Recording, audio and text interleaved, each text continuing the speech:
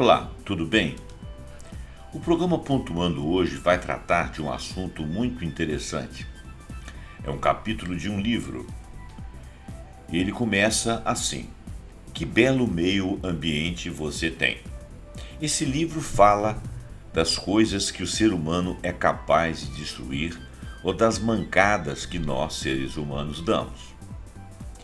O texto é um pouco longo, mas é interessante de você prestar atenção. São coisas que acontecem em nosso mundo e que a maioria das vezes nós não temos noção. Ele começa mais ou menos assim: cerca de 13 mil anos atrás, no crescente fértil da antiga Mesopotâmia, os humanos começaram a fazer as coisas de um jeito muito diferente. Em vez da abordagem tradicional para se obter comida, no caso, sair em busca desta comida, eles descobriram o truque maneiro de como fazer a comida vir até eles. Eles começaram a plantá-la. Antes da agricultura, o normal era que mudássemos de lugar de acordo com a estação do ano, indo à procura de alimento. Porém, depois que você planta um monte de arroz e trigo, é preciso ficar por perto para tomar conta deles. Foi então que surgiram assentamentos permanentes, vilas e um tempo depois cidades, com todas as coisas que acompanham esses lugares. A origem da agricultura também foi a origem de um conceito muito divertido, conhecido como desigualdade econômica, e é provável que tenha sido o início das guerras, porque depois que você passava a ter uma vila, havia o risco de ela ser atacada pela outra vila, a vila vizinha. A agricultura fez com que os humanos entrassem em contato com novas doenças e a vida comunitária, em assentamentos cada vez maiores, criou condições para epidemias. O ser humano ficou algo sedentário. A agricultura dava às sociedades que a praticavam um impulso darwiniano que as outras não tinham. Elas podiam ter um número maior de filhos, as famílias, mais rápido e ocupar cada vez mais terras, eventualmente expulsando aqueles que não fossem os fazendeiros. Segundo o autor J. Ray Diamond, a agricultura foi um erro terrível. E a agricultura fez com que seguíssemos um caminho que nos levaria a muitas outras mancadas mais diretas e dramáticas. Foi com a agricultura que começamos a mudar o meio ambiente. Afinal de contas, é isso que o cultivo de terras faz. Você pega plantas e as coloca em lugares nas quais elas não pretendiam estar. Você passa a transformar a paisagem, você tenta se livrar das coisas que não quer, para abrir espaço para aquelas que você quer, aquelas que você prefere.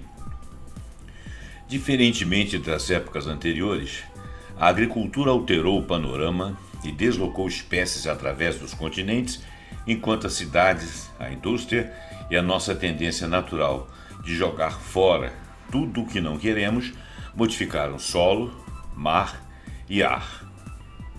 E isso foi o que aconteceu nas planícies centrais dos Estados Unidos na primeira metade do século XX.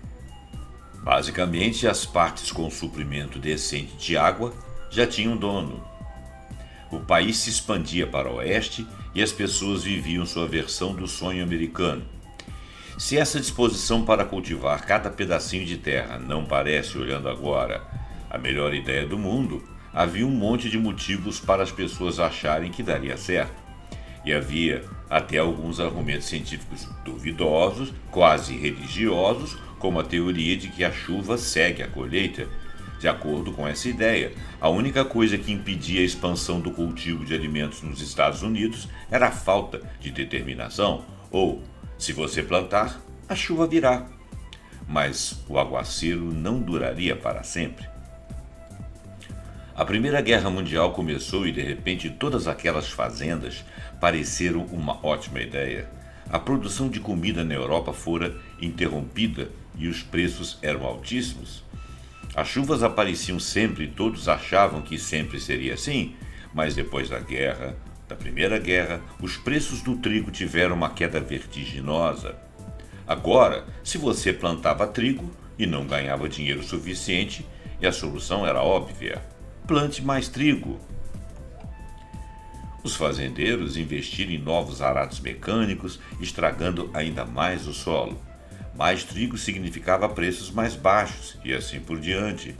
E então, as chuvas sumiram. O solo secou, as raízes, como num passe de mágica, morreram. A terra virou areia. E surgiram tempestades de areia assustadoras, as tempestades negras que bloqueavam o sol. O fenômeno tinha uma abrangência impressionante, cobrindo cidades como Washington, D.C. e Nova York com uma neblina grossa de terra, revestindo navios a milhares de quilômetros da costa leste com uma fina camada de areia. A seca e as tempestades continuavam um problema econômico e milhões de pessoas tiveram que abandonar seus terrenos. O Dust Bowl, que é um fenômeno climático de tempestade de areia, é um dos exemplos mais famosos das consequências acidentais da interferência humana no meio ambiente. Porém, da geoengenharia em grande escala a floquinhos minúsculos de plástico, do desmatamento a rios fazendo coisas que rios definitivamente não deviam fazer, ele não é o único. Vejamos o Mar de Aral. Ele não é atualmente um mar de verdade. Está mais para um lago de água salgada, só que muito, muito grande, com quase 70 mil quilômetros quadrados, reduzido a cerca de 7 mil metros quadrados. Tem apenas 10% da sua dimensão anterior e perdeu quase 80% da sua água. O que resta do Mar de Aral está praticamente morto, um mar fantasma, um mar sem vida. Foram desviados os 2 rios que costumavam abastecê-lo porque se teve a brilhante ideia de cultivar algodão no deserto. Foi isso que as autoridades da União das Repúblicas Socialistas Soviéticas da época começaram a fazer na década de 1960 porque queriam muito produzir mais algodão.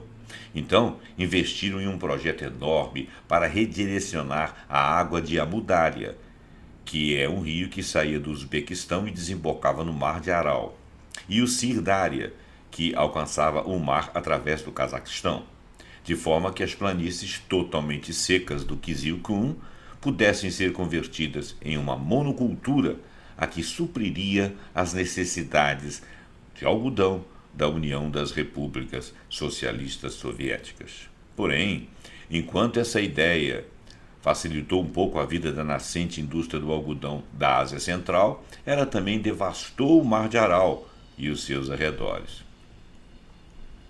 A partir da década de 1960 e em um ritmo mais acelerado a partir do fim dos anos de 1980, o Mar de Aral imediatamente começou a diminuir. Apenas 1/5 de sua água vinha da chuva e os rios forneciam o restante. Apenas 1/5 da sua água vinha da chuva e os rios forneciam o restante. Mas no verão de 2014, imagens de satélites revelavam que a parte leste estava completamente seca, restando apenas um deserto em seu lugar. Agora esse trecho do lago aparece e some de acordo com o clima, de acordo com o regime de chuvas. E os rios que desembocavam no Mar de Aral. Isso em si já seria ruim o suficiente, mas o maior problema com o desaparecimento de um lago é que todas as coisas dentro da água continuam lá, principalmente o sal. Conforme o Mar de Aral diminuía, o sal permanecia onde estava, tornando as águas cada vez mais salgadas e menos capazes de abrigar a vida. Os poluentes da indústria e da agricultura se tornaram mais concentrados e foram despejados na superfície exposta das novas terras que surgiam conforme a água se afastava. Como é assim que os desertos funcionam, o vento passou a carregar toneladas e mais toneladas de areia e sal tóxicos da nova paisagem árida, para jogá-las nas vilas, nas cidades que cercavam o antigo lago, onde milhões de pessoas viviam. O número de doenças respiratórias e o câncer disparou. Nós começamos a modificar a natureza de formas extremas por causa da agricultura e sofremos efeitos inesperados. Mas agora não é só por causa dela que fazemos esse tipo de coisa. A agricultura perdeu destaque para o crescimento da industrialização e para o despejo, aliás, o desejo aparentemente insaciável dos seres humanos de despejar coisas que não queremos mais no meio ambiente sem qualquer preocupação com os donos, inclusive entendendo que estamos jogando essas coisas fora, o que não é verdade. Nós estamos jogando no meio ambiente que nós vivemos.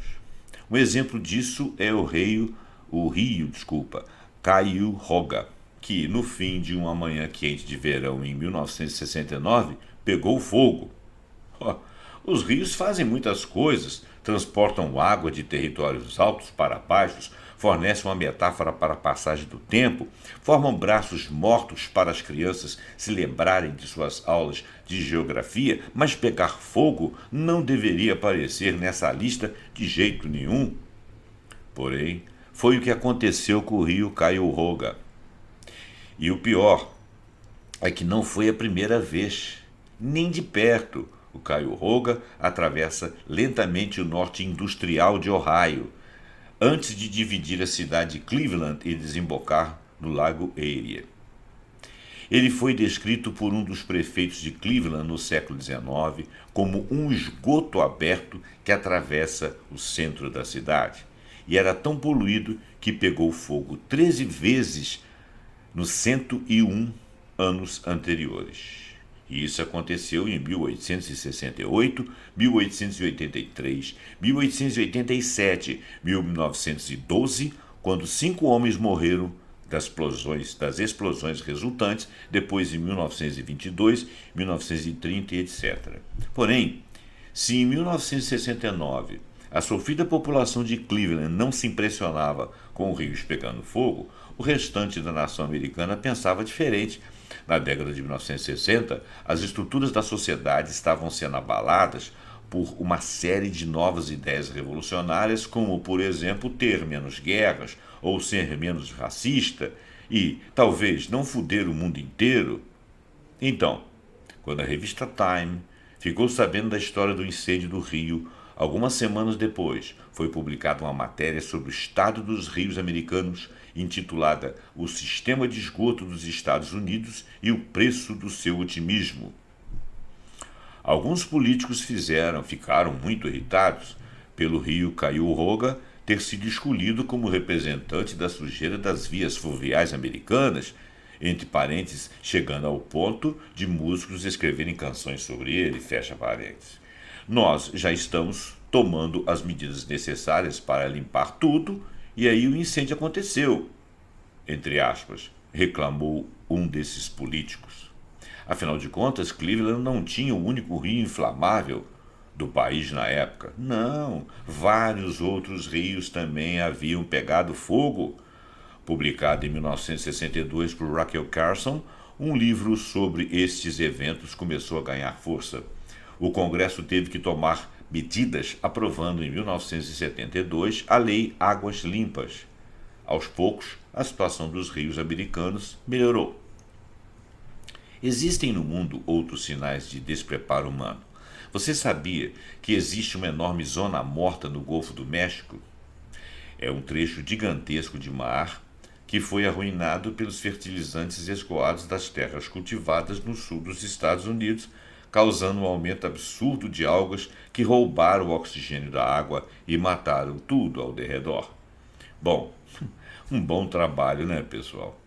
E que tal nossa paixão por jogar as coisas fora sem pensar que elas vão parar em algum lugar, causando um lixão de equipamentos eletrônicos enorme em Guiyou, na China? Um famoso cemitério de 50 quilômetros quadrados, repleto de todas as bugigangas que ninguém mais quer, como pilhas de laptops velhos e smartphones do passado. Tecnicamente, Guiyou trabalha com reciclagem, o que é bom. Infelizmente, o lugar também era, até pouco tempo, o inferno da Terra, com nuvens grossas de fumaça preta pairando no ar, metais tóxicos e pesados se estranhando no solo e nas pessoas depois que as sucatas eram lavadas com ácido clorídrico, o cheiro de plástico queimado tomando conta de tudo. Uma desgraça. A China tomou algumas providências e a qualidade do ar até que melhorou, Bastante. Só dá para sentir o cheiro de metal queimado se você chegar um pouco mais perto, conta Yan Lixua. Mas talvez nossa obra mais impressionante seja a grande porção de lixo do Pacífico. É quase poético que no meio do oceano exista um monte vasto e rodopiante de porcarias que jogamos fora sem qualquer cuidado. Uma área do tamanho do Texas, onde o giro Pacífico Norte faz nossos resíduos circularem eternamente pelo mar. Constituído principalmente de partículas microscópicas de plástico e fragmentos de equipamentos de pesca descartados, ela é invisível a olho nu, mas muito problemática para a vida marinha, mesmo invisível. Há pouco tempo, os cientistas estimaram que, desde que o uso do plástico se difundiu na década de 1950, fabricamos mais de 8,3 bilhões de toneladas do material. Disso tudo, nós jogamos 6,3 bilhões de toneladas fora. Fora? Que agora estão espalhadas pela superfície da Terra. Então não foi fora, não fora da Terra. Bom trabalho, humanos. Muito bom. Vamos a mais exemplos da nossa incúria. Quando os europeus chegaram à Ilha da Páscoa em 1722, uma expedição holandesa ficou chocada. Como aquela nação polinésia minúscula e extremamente isolada, sem qualquer tecnologia moderna ou árvores, tinha erguido estátuas enormes e detalhadas, algumas com 20 metros de altura e pesando quase 90 toneladas, que ocupavam boa parte da ilha. Mas os holandeses e outros europeus que lá chegaram depois seguiram seus costumes, o que significava matar vários dos habitantes locais depois de vários mal-entendidos introduzir novas doenças mortais, forçar a população local a executar trabalhos escravos e tratar todo mundo como idiota. Nos séculos seguintes, os caucasianos bolariam várias teorias sobre como aquelas estátuas misteriosas surgiram em uma ilha cheia de pessoas, digamos, primitivas aos olhos deles. Teoria que geralmente incluíam travessias improváveis do oceano, partindo de continentes distantes, ou às vezes até, quem sabe, alienígenas. Nada disso. Foram os polinésios que colocaram as estátuas imensas de várias toneladas naquele lugar. Na época em que chegara Rapa Nui, para usar um nome local, os polinésios eram uma das maiores civilizações do mundo, explorando e ocupando ilhas através de milhares de quilômetros de oceano. E à exceção de alguns vikings, os europeus nunca tinham saído de casa. Rapa Nui era o lar de uma cultura avançada, com cooperação intergrupal, agricultura intensa, uma sociedade estratificada e pessoas se deslocando para trabalhar. Em resumo, todas as merdas que nós costumamos associar com uma vida digna e produtiva. As estátuas, chamadas moai em polinésio, eram a maior conquista de um tipo de arte comum entre outras sociedades polinésias. Elas eram importantes para a população de Rapa Nui por motivos espirituais e políticos, honrando os ancestrais cujos rostos exibiam, ao mesmo tempo que serviam como símbolos de prestígio da pessoa que ordenara a sua construção. E então, o mistério mudou. A dúvida não era como as estátuas chegaram ali, mas o que aconteceu com todas as árvores, porque independentemente de como as pessoas de Rapa Nui posicionavam as estátuas daquele jeito, eram necessários troncos enormes para removê-las, vários, milhares de troncos de árvores. E como a civilização poderosa que criou os monumentos tinha se reduzido ao pequeno grupo de fazendeiros que recebeu os primeiros marinheiros holandeses com canoas simples, e depois morto por eles. Como? A resposta é que os habitantes de Rapa Nui fuderam com tudo, porque enquanto tentaram construir casas melhores, canoas melhores e infraestruturas melhores para transportar as estátuas, cortaram a floresta toda, talvez sem nem se darem conta de que as árvores não nasciam de novo, até de repente não restar mais nada. Elas não nasceriam porque não tinha mais ambiente. Elas não nasceriam porque o tempo de replantio, inclusive que não foi feito, seria enorme. Devastou-se a floresta, levou-se o solo, acabou-se com o meio ambiente, as pessoas foram embora. Morreram e não tiveram mais para substituí-las. As consequências arrasaram a sociedade de Rapa Nui. Sem as árvores, era impossível construir canoas que permitiam que pescassem em alto mar. O solo desprotegido e sem raízes começou a sofrer a erosão do vento e da chuva. Dos frios invernos, a população era forçada a queimar boa parte da vegetação para fazer lenha, restante, para se aquecer. E conforme a situação foi piorando, a competição entre os grupos pelos recursos cada vez mais escassos foi se acirrando.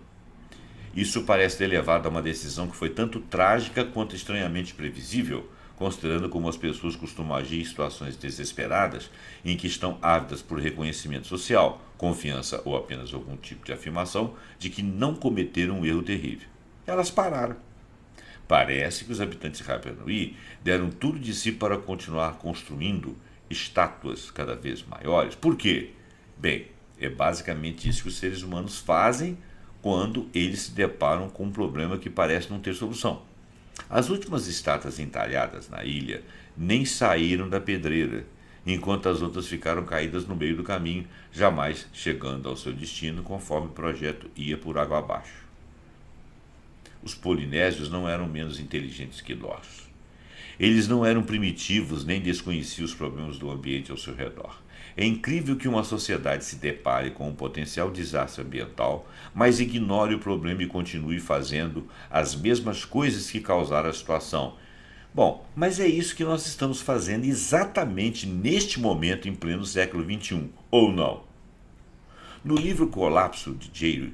Diamond, questiona-se o que a pessoa que cortou a última palmeira da ilha de Páscoa disse durante esse ato. Essa é uma ótima pergunta e é bem difícil chegar a uma resposta. Talvez tenha sido a versão polinésia do dane-se, ou, traduzindo para o linguajar atual, foda-se. Porém, talvez fosse melhor pensar o que passou pela cabeça da pessoa que cortou a penúltima árvore, não a última, mas a penúltima, ou até a antepenúltima, ou a ante-antepenúltima. Se formos nos guiar pela restante da história da humanidade, é bem provável que fosse algo parecido com um problema tipo: o problema não é meu, cara. Portanto, foda-se. Muito bem. Nesse texto teve a colocação de que o homem realmente vem para ferrar tudo. 7 lugares maravilhosos que você nunca verá porque foram destruídos pelos seres humanos. O Partenon foi uma das joias da Grécia Antiga, até que em 1687 os otomanos resolveram usá-los como um armazém de pólvora durante uma guerra contra a Veneza. Dá vontade de rir. Só bastou um tiro certeiro dos venezianos e lá se foi o Partenon. O Templo de Ártemis foi uma das 7 maravilhas do mundo antigo original, até que em 356 a.C., um sujeito chamado Heróstrato resolveu botar fogo em tudo porque ele queria chamar atenção. Lago Boengkak foi o maior e mais belo lago da capital cambodjana de Phnom Penh, até que decidiram enchê-lo de terra para construir um condomínio de luxo. Hoje em dia é uma poça. Budas de Bahamian. As magníficas estátuas de Siddhartha Gautama, na região central do Afeganistão, com mais de 30 metros de altura, foram explodidas pelo Talibã em 2001 por serem ídolos que eles não respeitavam. Normu, a grande pirâmide maia, uma das ruínas mais bem preservadas de Belize, foi destruída em 2013 por alguns operários que queriam cascalho para a estrada que eles estavam construindo ali perto. Rio Slims foi um vasto rio do território Yukon, do Canadá, que desapareceu completamente em um intervalo de 4 dias, em 2017, por conta do aquecimento global que diminuiu a geleira que o abastecia. Árvore de Tenderé, a mais famosa e mais isolada árvore do planeta, sozinha no meio do deserto do Saara. Ela era a única até 1973, quando, apesar de ser a única árvore em um raio de 400 quilômetros, um motorista bêbado conseguiu jogar seu caminhão contra ela. Gente, é muita burrice. Bom, então, o que nós somos capazes de fazer com a nossa estupidez? E o título é: Que belo meio ambiente você tem. Muito obrigado pela sua atenção. Esse texto ele não tem o objetivo de ser... Ele foi sarcástico, mas ele não teve o objetivo de ser humorístico. O objetivo dele, até pelo sarcasmo, é mostrar como que nós podemos, com inteligência, sabendo que estamos fazendo uma boa parte das vezes, ou percebendo a consequência do que fazemos, ainda que ignorantes de início, mas não tomamos providências sabendo do que pode acontecer. Nós estamos numa situação mundial muito parecida. Vários congressos, várias reuniões anuais, plurianuais, de 10 em 10 anos, de 5 em 5 anos, várias conferências sobre o clima, vários painéis sobre o clima, e as coisas não estão caminhando. Bom, eu agradeço a sua atenção, o Pontuando fica por aqui, dá um like nesse vídeo, joga ele para frente. Esse vídeo na realidade é um vídeo podcast, eu espero que você tenha gostado, assina o meu canal, dá o seu like, deixa seu comentário, porque o YouTube entende que o vídeo, o podcast é relevante. Muito obrigado e até o próximo Pontuando.